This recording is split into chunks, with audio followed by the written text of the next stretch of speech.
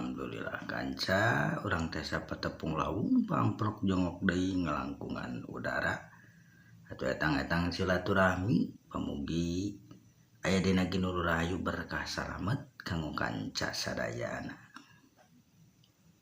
Aturang lajengkeun deui hanca dongeng Sundana anu kasimpen kamari prungah.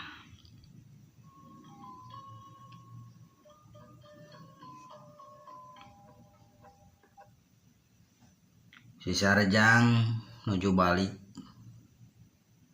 ka imahna. Lain ari nyane asa lila teuing nyadang teu mana wae atuh sumarimpang. Cek inung kolot si Sarjang bari neuteup ka si Sarjang pinuh ku rasa kadeudeuh jeung kanyaah kanu jadi incu. Tugu ente nyimpang ka iya meuli bala-bala di titah ngalabalingbing ku Inung Tarmi mak. Da ieu balingbingna Cek si Sarjang bari nyodorkeun balingbing dina kantong keresek. Ari mau ngariwang atuh dah. Anterkeun boboko teh ka mana?